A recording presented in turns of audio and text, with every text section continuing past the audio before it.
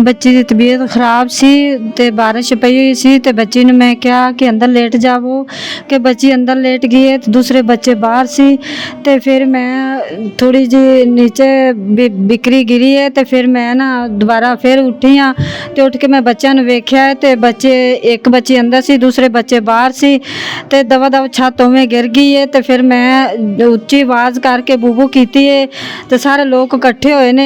बच्ची की तबीयत ख़राब थी इसलिए इसके वालदा ने कहा तुम अंदर मसलन छत के नीचे चल जाओ।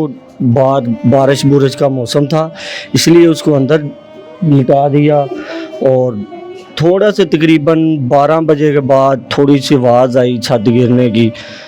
हमने कहा थोड़ा सा शायद कोई और चीज़ हो गुजर के चली गई। वो हमें पता चला एकदम छत नीचे गिरी फिर गांव के सारे लोग इकट्ठे हुए। जी मैं बिल्कुल मौजूद हूँ पत्तों की नारों की माजा में। इधर आज रात 12 बजे के दौरान मकान की छत गिर गई है। इसी हवाले से हम लोगों से बातचीत करके उनके घर वालों से बातचीत करके पूछते हैं कि ये छत कैसे गिरी और किस वजूहात में गिरी। ये छत का बिल्कुल ठीक थी या बिल्कुल ख़राब थी इसकी कंडीशन, और जो रेस्क्यू टीम है वो कितनी देर में यहाँ पहुँची है और कैसे पहुँची, और जो है इनने बच्ची को खुद निकाला या मतलब रेस्क्यू ने आके खुद निकाला। हमारे साथ उनके घर वाले उनके लवाहिकीन मौजूद हैं। हम उनसे बातचीत करके पूछते हैं कि उन लोगों ने बच्ची को खुद निकाला है या रेस्क्यू टीम ने निकाला है। जी आए हमारे साथ।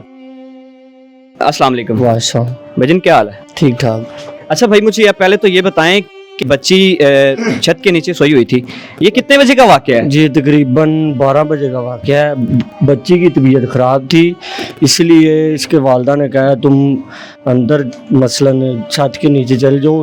बाद बारिश बुरिश का मौसम था इसलिए उसको अंदर लिटा दिया और थोड़ा से तकरीबन 12 बजे के बाद थोड़ी सी आवाज़ आई छत गिरने की।